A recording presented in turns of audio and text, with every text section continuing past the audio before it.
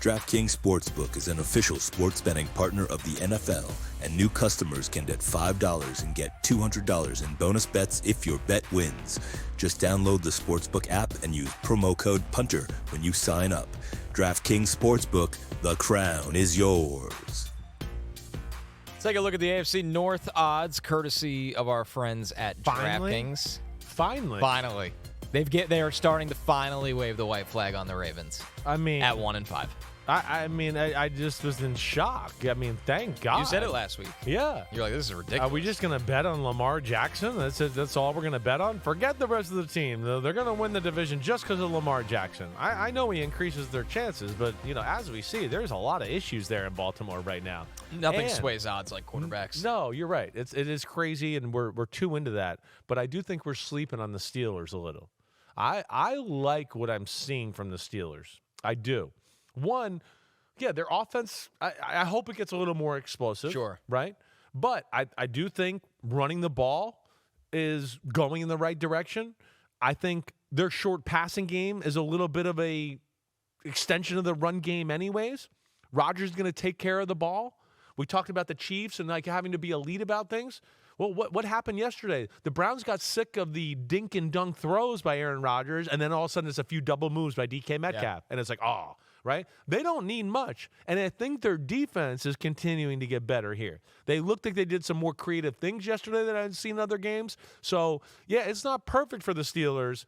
But as a being 4-1, I feel like they're not quite getting the respect they probably should be getting right now. I think they're playing a little bit better football than the public's giving them credit for. Yeah, and it feels like, Chris, as you just said, they're cleaning some things up that were a little bit of a problem the first couple of weeks. But they were finding ways to win some of those games the first couple of weeks. Exactly. Which is, in this division, that matters more than any other one right now. Yeah. I mean, because everybody is losing in this division, as we see from the chat here. That it's Donnie Wahlberg. Donnie Wahlberg in the chat. What The up, media Donnie? saying Steelers are back today are overreacting. Yeah. I mean, listen, I'm not saying, what are we saying they're back to? Are they back to being a dominant football team? Are they definitely one of the best teams in the AFC? No, I'm not that. But I'm just saying I'm seeing inklings to go, I think we need to stop sleeping on them a little bit.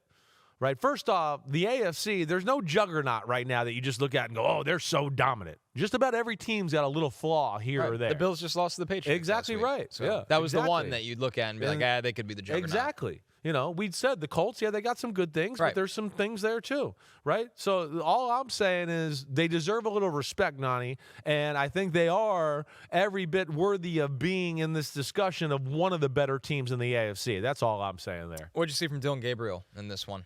A little bit of, I feel like the same stuff I saw. I don't love their offense to begin with. I don't look at it and go, oh, wow, it's crazy creative. But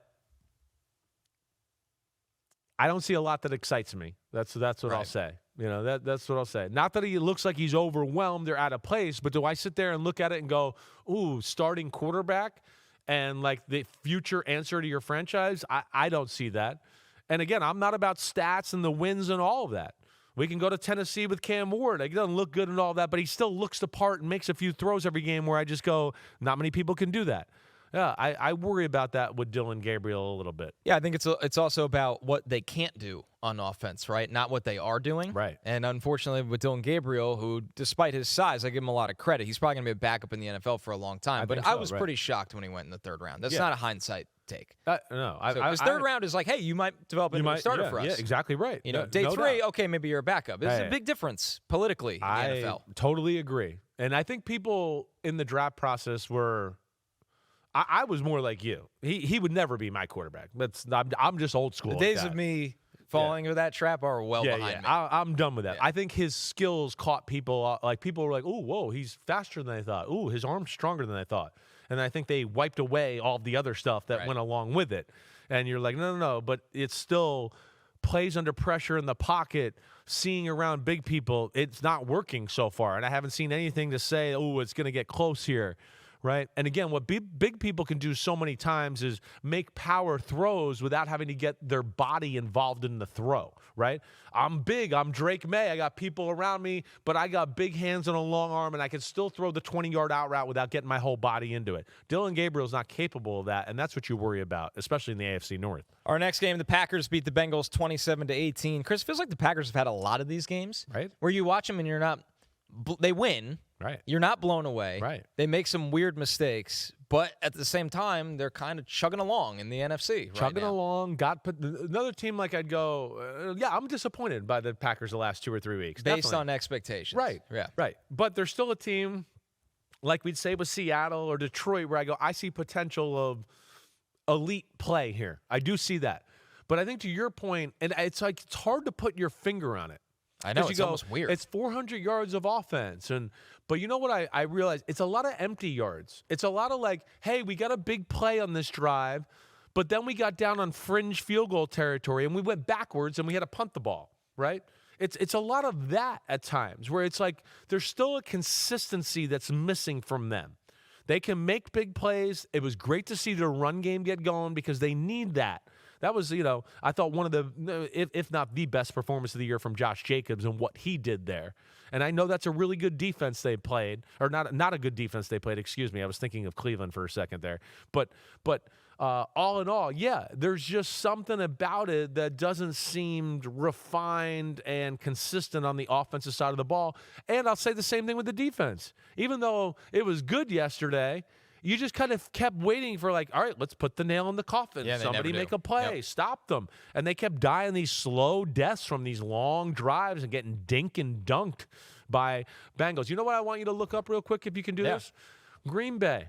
Man-to-man coverage. How much are they playing it? I'll tell you right now. Because I don't think they can play man-to-man, and I think this is one of the issues of their football team. Played quite a bit yesterday. Yeah, okay. they were in cover 1 27% of the time, which is like league averages. That's a pretty big number. Yeah, okay, good. All right, so they did. I don't think they have the corners to do that. That's what I worry about. Coming into the year, that was a consensus take that Green Bay's really good. Right. Let's see how the secondary is, though. How about for the year so far? How much man have they been playing? Yeah. Because I can understand them maybe dabbling in some man, because Cincinnati doesn't do a lot on offense. Even though they have weapons, they don't do a lot. And teams sometimes will go, yeah, even though they're weapons, we feel comfortable because they only run a certain amount of routes on the route tree. So we'll still play man even though it's Jamar Chase or whatever else. So around 20-ish% of the time. So that was actually high for them yesterday. Right. They went into the game playing more man against the Bengals. Yeah. That's interesting. I know. I think it's because of what I just said, though. I think it's the scheme of the Bengals. Everybody goes, it's a slant, it's a go route, it's a back shoulder. It's like that's kind of what they don't do a lot. And maybe that's what, at the end of the day. But 20% for the year. And where's that league average-wise right now? I'll work on that. Yeah, but while I do, a little bit better with Joe Flacco. Yeah. I know he only had to hit like 48 hours. But yeah, I mean, Flacco at least hits all the throws he's supposed to, and if he takes care of the football, he's going to give them a fighting chance. But yeah, I mean, those drives you saw, they were all Joe Flacco just kind of being surgical and kind of getting it done that way. Yeah, am I sitting here ready to go, oh, yeah, Cincinnati figured it out and they're going to ready to win some football games here? No, by no stretch of the imagination. Yeah, so the highest right now, at least in terms of just cover 1, and obviously cover 0 factors into this, and 2-man, but the Browns are in cover 1 40% of the time. Right. For context. Yeah, so I would think they're up there. So the Packers are almost directly in the middle of They're in the middle of the pack. Okay. So then yesterday they went a little more all in on man-to-man. Which I wonder if, like you said, teams are actually doing that against the Bengals. I know. I don't think it's crazy, to think that. And, sometimes with a guy like Joe Flacco, you go, man, we play zones. He's just going to 5 yards here, 4 yards here, 5 yards here. He's going to do that to us, so you don't want to do that. Our next one, the Rams beat the Ravens 17-3. This is one that you and I noticed, had the same exact thoughts on going into the week.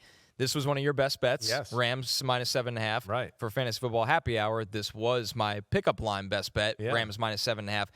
I just think the Rams right now, what the state of the Ravens are so far away in every area right now. Like, Lamar can be a Superman for the offense, but they just don't have any answers right now, where I was surprised the spread wasn't even bigger. Well, this was there to be had yesterday. And that's the craziest part. It was there to be had, right? I mean, this was a day where you went, man, the Rams aren't playing good football. The Ravens had moments of the game, like extended periods of time, where you go, it feels like they're controlling the game a little bit here.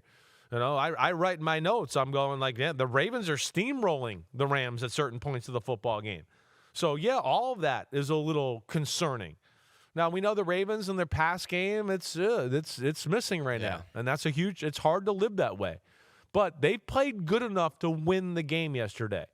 The end of the half, two QB, the tush pushes. I hated that crap. Right. I hate it. Well, it's weird back-to-back with the tight end. Back-to-back That's with a like tight end. thing you try once. After drives where we saw Derrick Henry just go carve them up the middle.